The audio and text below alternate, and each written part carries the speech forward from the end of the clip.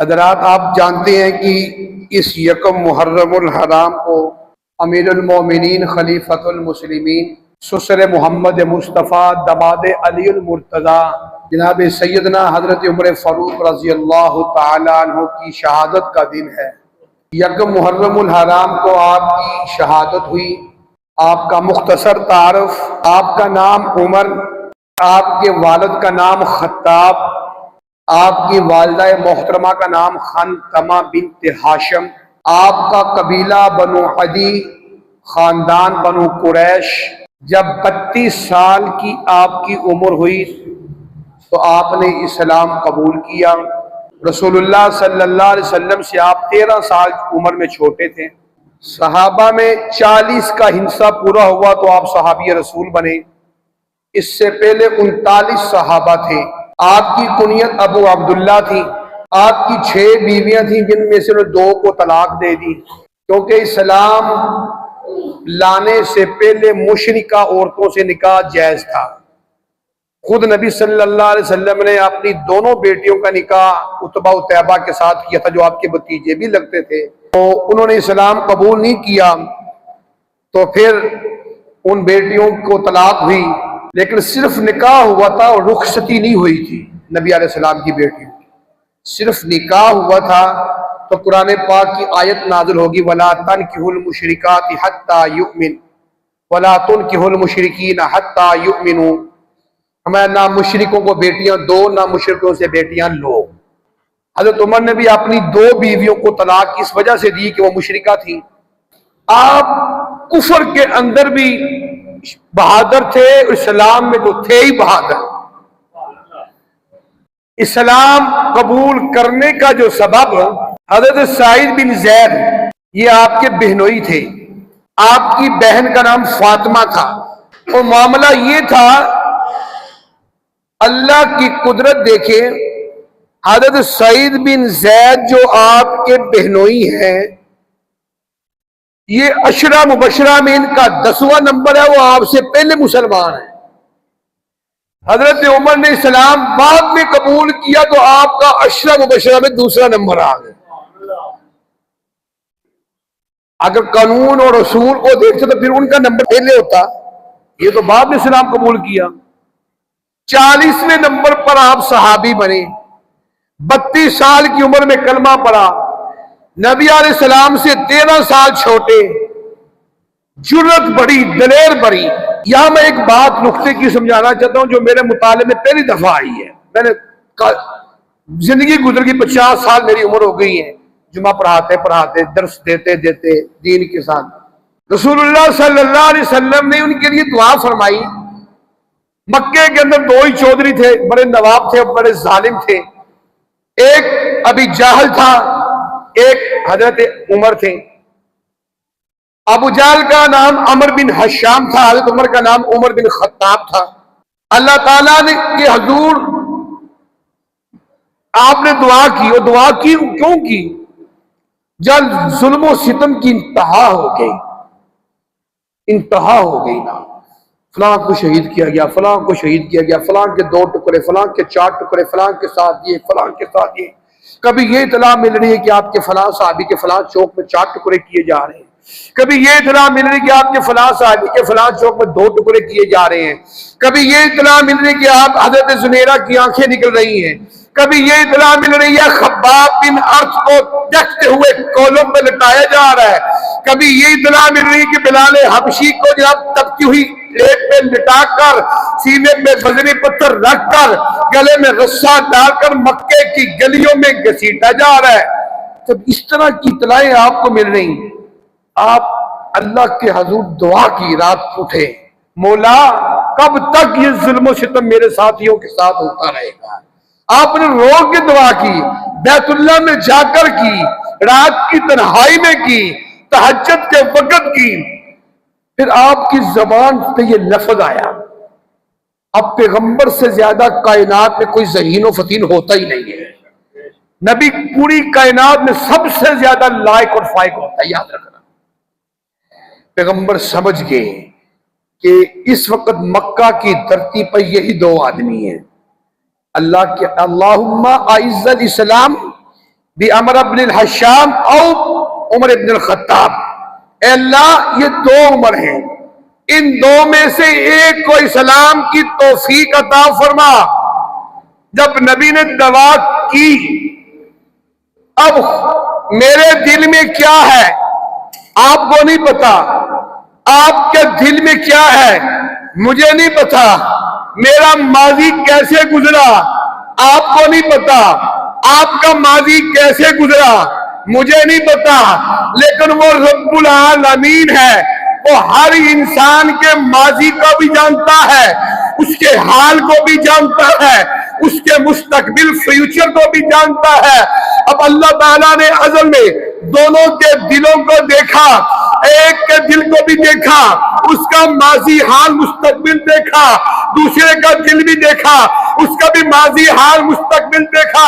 ابو جہل کا جو دل تھا وہ اندھیرے میں ڈوبا ہوا تھا، اندھیرے میں غرق تھا، عمر کا دل چمک رہا تھا، روشن تھا، ظلم تھا لیکن عدل کے ساتھ تھا۔ آپ مشرک تھے، دار اسلام میں داخل نہیں ہوئے تھے، لیکن کفار مکہ بھی کہتے تھے آپ کی جو پہلے کی زندگی تھی وہ بھی عدل و انصاف والی تھی۔ اگر آپ کو کوئی آدمی کوئی بات کہتا تو وہ بات بے شک جذباتی تھے، بے شک غصے والے تھے، لیکن کوئی بات کہتا تو سمجھ کر اپنے غصے کو نیچے کر لیتے، قابو میں لے آتے۔ یہی وجہ تھی اللہ نے عمر کے دل کو قبول کر لیا، ابو جہل کے دل کو قبول نہیں کیا۔ اس کی وجہ علماء نے یہ لکھی جو میں آپ کو بتانا چاہتا ہوں کہ ابو جہل ضدی آدمی تھا، وہ ضدی آدمی تھا، ایک نمبر دو وہ ظالم تھا، نمبر تین وہ لوگوں کے مال لوٹتا تھا۔ اب یہاں ایک نقطہ سمجھیں جو محدثین نے لکھا، یقین جانے آپ کا ایمان تازہ ہوگا۔ ابو جہل لوگوں سے ظلمن پیسے بھی لیتا تھا، کبھی کسی کے کتنے پیسے دینے، لوٹ مار کرتا تھا اور ظلم بھی کرتا تھا، اور ضدی اتنا تھا کہ بس اپنی جو منہ سے بات ہے وہی حرف آخر ہے۔ حضرت عمر کے اندر یہ بات نہیں تھی۔ جب حضرت عمر کو پتا چلا کہ میری بہن نے اور میرے بہنوئی سعید بن زید نے اسلام قبول کیا، آپ نے دروازے پہ دستک دی تو دروازہ جب کھلا تو ہمیں کیا تلاوت کر رہے تھے؟ سورۃ طٰہٰ کی ابتدائی آتی ہے، میں یہ واقعہ کئی دفعہ بیان کرنا، اس کو مختصر کروں۔ اب ان ابتدائی آیتوں کا جو ترجمہ اگر آپ دیکھیں ساری توحید پر تھی، اللہ کی توحید، بہن تلاوت کر رہی ہے تو حضرت عمر بے شک اسلام قبول نہیں کیا، لیکن عدل والے تھے، غصہ بھرا تھا، جذباتی بہت تھے، بہن کا چہرہ خون سے رنگین ہے، عمر کے تھپڑ لگے۔ توجہ کیجیے، فرمایا حضرت عمر کی بہن فاطمہ تلاوت کرتی جا رہی ہے کہ عمر کا دل نرم ہوتا جا رہا ہے۔ جب دل نرم ہوا فرمایا مجھے بھی دکھاؤ، فرمایا نہیں ایسے نہیں، یہ نہیں دکھانا۔ اس سے پہلے جب بہن کو مار پڑی نا تو حضرت فاطمہ جو آپ کی بہن تھی، فرمایا عمر خاموش، جتنا مرضی مار لو، جو دل کرتا ہے کر لو، میری رگوں میں بھی خطاب کا خون چل رہا ہے، جس باپ کا تو بیٹا ہے اسی باپ کی میں بیٹی ہوں، جو خون تیری رگوں میں چلتا ہے جس باپ کا میری رگوں میں بھی وہی ہے، مر جاؤں گی مٹ جاؤں گی، محمد کا کلمہ نہیں چھوڑوں گی۔ حضرت عمر سمجھدار تھے، ضدی نہیں تھے۔ ابو جہل لانتی ضدی تھا، حالانکہ سب سے زیادہ صحابہ میں جذباتی تھے مگر ضدی نہیں تھے۔ آج بھی اگر کوئی آدمی ضدی ہے، جتنا مرضی ان کو قرآن بیان کر لو، جتنا مرضی ان کو حدیثیں بیان کر لو، جتنے مرضی صحابہ کے اللہ والوں کے واقعہ سنا دو، وہ بھاگ نہیں آئے گا، وہ اپنی ضد میں قائم ہے۔ تو ضدی آدمی کے دل پہ اللہ مہر لگا دیتا ہے۔ اور غیرت والے تھے۔ حضرت عمر نے زمانہ جاہلیت کے اندر بھی زنا نہیں کیا۔ بے بکواس کرتے ہیں سوشل میڈیا پہ کہ حضرت عمر کے معاذ اللہ یہ تھا وہ تھے، ان کے باپ کے متعلق تبصرے، والدہ کے متعلق تبصرے۔ ارے عمر تو وہ ہے جس نے زمانہ جاہلیت کے اندر بھی بے حیائی نہیں کی۔ اس کی ایک مثال دیتا ہوں، نبی علیہ السلام معراج کی رات آسمانوں پہ گئے، آپ نے ایک جنت کے ایک محل کو دیکھا، جب اس محل کی خوبصورتی کو دیکھا، اس کی چمک اور دمک اور نمک اور حمک اور چمک کو دیکھا، آپ نے جبرائیل سے کہا، آپ کے دل میں خیال آیا کہ یہ محل تو کسی نبی کا ہے، پھر خیال آیا نہیں، یہ محل تو کسی بڑے نبی کا ہوگا، یہ عام نبی کا نہیں ہے، پھر آپ کے دل میں خیال آیا شاید اللہ نے یہ محل، یہ زمرد اور جناب عنبر اور کستوری سے جناب بنا ہوا اتنا عالی شان محل ہے کہ جس کی لاکھوں کروڑوں میل دور جس کی خوشبوئیں اس کی دہلیز سے باہر آ رہی ہے۔ آپ نے کہا یہ محل مجھے محسوس ہوتا ہے یہ اللہ نے مجھ محمد کے لیے بنایا ہے۔ آپ صلی اللہ علیہ وسلم اس محل میں قدم رکھنے لگے، اس میں حور کو دیکھا، اتنی خوبصورت تھی، اور نبی علیہ السلام جب اندر جانے لگے تو جبرائیل سے کہا جبرائیل یہ کس کا محل ہے؟ تو جناب جبرائیل نے کہا، فرشتے نے کہا اللہ کے رسول یہ آپ کے خلیفہ آپ کے پیارے جناب والے سیدنا فاروق اعظم عمر بن خطاب کا محل ہے۔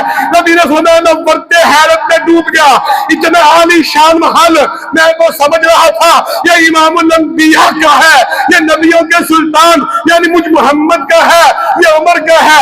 نبی علیہ السلام واپس آئے، جب واپس آئے عمر کو کہا عمر معراج کی رات میں آسمانوں میں گیا، میں نے بلال کے قدموں کی آواز سنی، میں نے صدیق کی آواز سنی، میں نے جنت میں تیرا محل دیکھا، اللہ اکبر، اور میرا دل کر رہا تھا کہ میں محل کے اندر جاؤں، جا کے اس کی سیر و تفریح کروں، اس کی زیارت کروں۔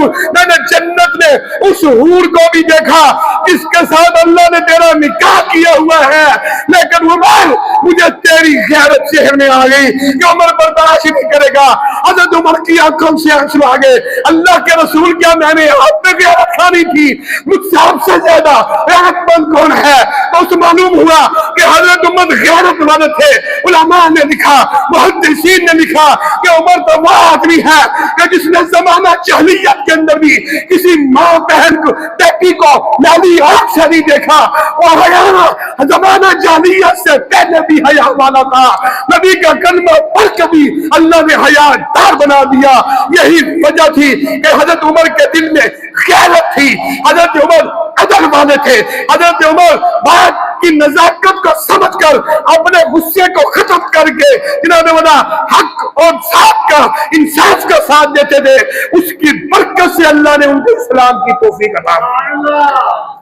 ابو جہل ضدی آدمی تھا، بے غیرت آدمی تھا، ظالم آدمی تھا، لوگوں کے مال، اور آج یہاں نقطہ میں ایک نکلا ہے، علماء نے نقطہ نکالا ہے، فرمایا جو لوگ کسی پہ ظلم کرتے ہیں نا کسی بھی طریقے سے جیسے بھی، اللہ ان کو توفیق نہیں دیتا، ان کو توفیق ہی نہیں ملتی، نہیں ان کے دلوں پہ مہر لگ جاتی ہے۔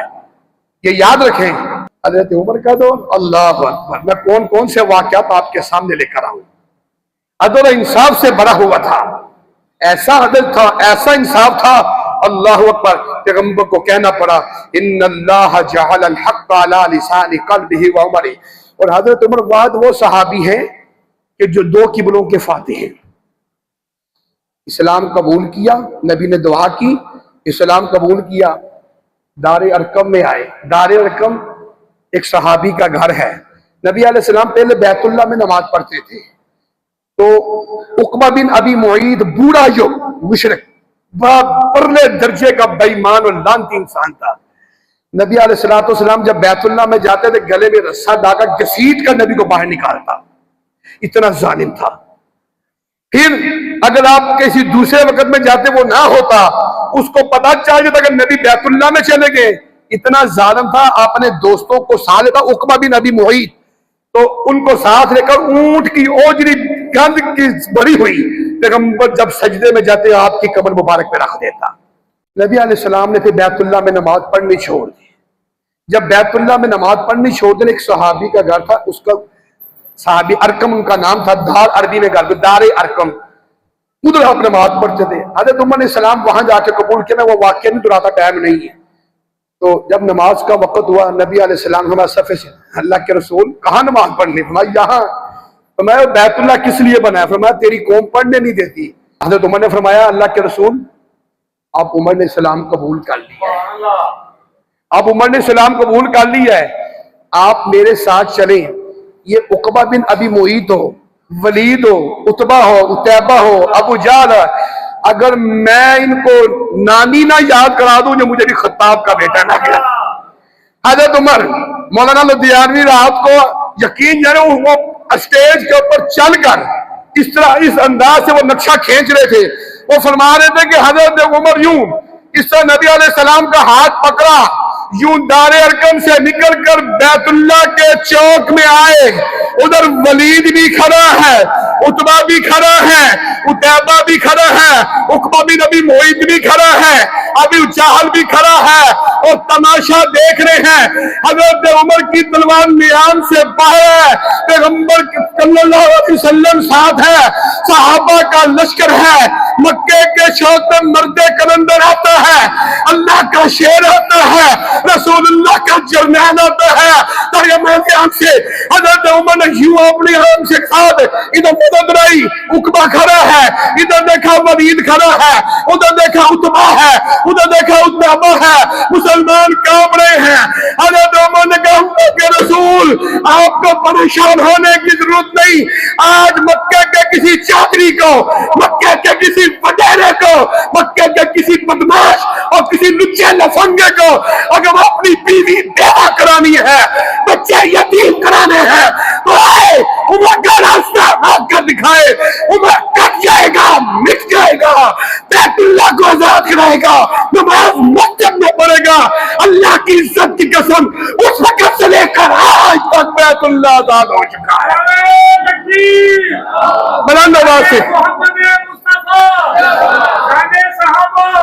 حضرات ایک بات وہ بھائی نے نعرہ لگایا، یہ واحد صحابی فاروق اعظم ایسے ہیں کہ ان کے اسلام قبول کرنے پر خود امام الانبیاء نے نعرہ تکبیر محبت سے لگایا۔ ترمذی شریف کی روایت ہے، نبی علیہ السلام نے فرمایا عمر تو نے اسلام قبول کیا، میں محمد نے نبوت کی آنکھ سے دیکھا، پہلے آسمان کے، دوسرے آسمان کے، حتیٰ کہ ساتوں آسمان کے فرشتے آپس میں ایک دوسرے کو مبارکباد دے رہے ہیں۔ آج خطاب کے بیٹے نے اسلام قبول کر لیا ہے اور قیامت تک محمد کا اسلام چلتا رہے گا۔